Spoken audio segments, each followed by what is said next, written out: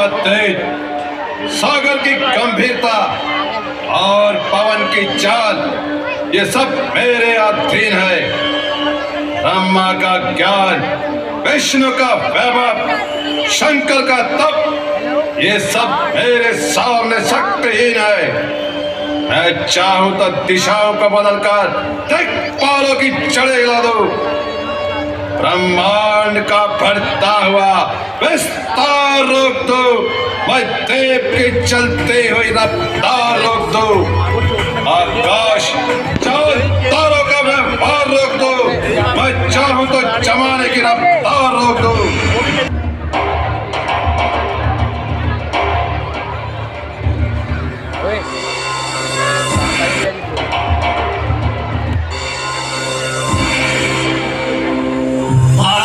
जय शंकर, जय शंकर। कहो गुप्तचर, क्या समाचार लाए हो? महाराज, वानर सेना समुद्र के निकट आ पहुंची है और समुद्र पार करके लंका पर चढ़ाई करने की योजना बना रही है। लंका पर चढ़ाई?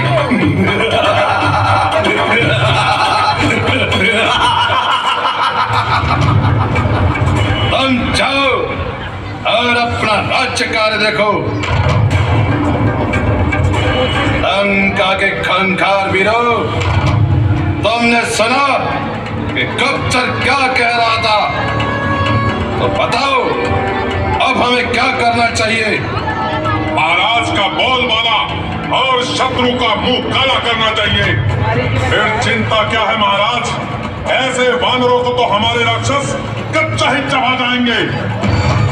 क्यों नहीं, तुम जैसे वीरों पर ही तो लंका का दामदार है। पिताजी, जिन भुजाओं की ताकत का सिक्का सारे ब्रह्मांड में फैला हुआ है, क्या उसमें अब निर्बलता आ जाएगी? शाबाश बेटा मेघनाथ, हमें तुम जैसे शूरवीर पर नाज है। भूल रहे हैं भाई साहब, इन स्वार्थी लोगों की बातों पर आकर सर्वनाश की ओर ना जाइए। अपने हित अनहित को खुद पहचानिए। तुम पंडित हो, तुम शासक हो, तुम राजा हो, महाराजा हो, वो बात ही तुमको बेजा है जो नीति धर्म मर्यादा है। क्यों अपने हाथों पैरों पर तुम आप कुल्हाड़ी मारते हो? किस बल किस बूते पर भ्राता तुम अपने पांव पसारते हो? शक्ति रूप है जानकी, जगदम्बा जगमात, उन्हें त्याग दे अंत में, कुशल न मोही दिखा। खामोश पत्रकार, आज तुझे क्या हो गया? दुश्मन को झुकाए सर जाकर, रावण का दस्तूर नहीं। मर जाओ मगर लेकर कलंक, तो सिया को ये मंजूर नहीं। तो मेरे नाम की इज्जत को क्या दाग लगाना चाहता है? इस ताज और तख्त की अजमत को मिट्टी में मिलाना चाहता है। मैं सत्य कह रहा हूं भाई साहब, यदि आप कल्याण चाहते हैं तो क्रोध और अभिमान को छोड़िए और जानकी को प्रभु राम के चरणों में अर्पण करके अपने अपराधों की क्षमा मांगिए। बस बस, रहने दीजिए चाचा जी, बहुत सुन चुका हूँ।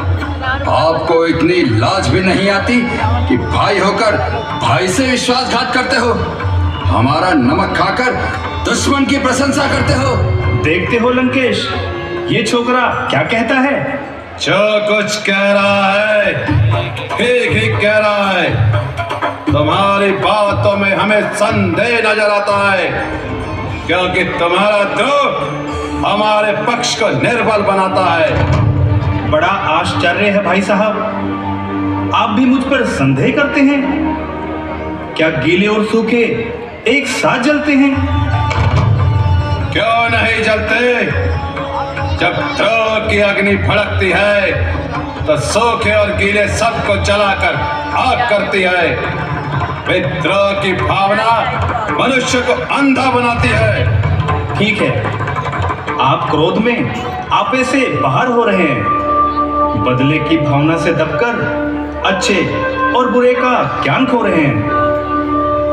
सोच कर देखो गले, नागिन को लिपटाते हो तुम, कूदते हो आग में, पर्वत से टकराते हो तुम।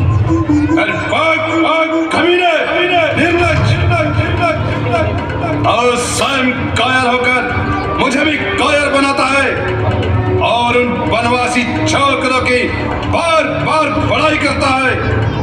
स्वर्ग और पाताल का पल्ला मिला देते हैं हम, पैर की ठोकर सही और चाल ला देते हैं हम। वज्र का है दिल हमारा, बम या शीशा नहीं, हमने भय खाना किसी से आज तक सीखा नहीं। इसीलिए तो मैं कहता हूं भाई साहब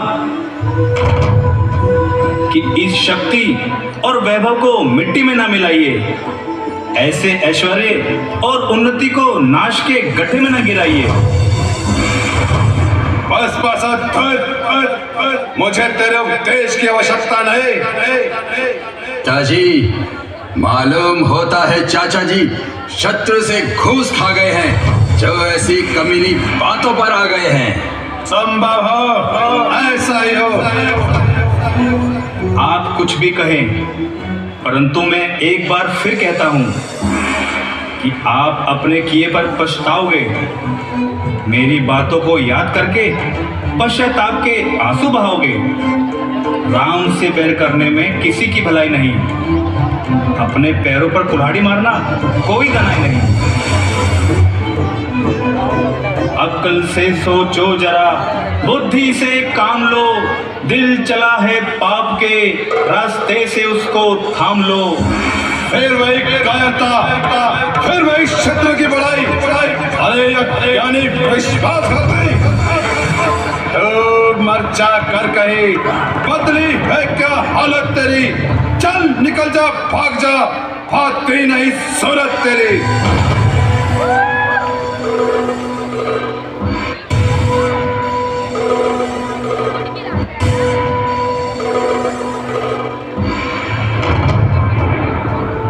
अच्छा भाई साहब, खुश रहो। इस जगह से निकलना तो है चीज क्या, मैं खुशी से यहाँ से किनारा करूँ। रास्ते के लिए अगर जाए जान भी तो मैं इसको भी देना गवारा करूँ। वक्त लंका का तख्ता उलटने को है, तू संभल जा, मैं फिर भी इशारा करूँ। ले डगर तेरा छोड़ा नगर आज से, ख्वाब में भी ना इसको निहारा करूँ।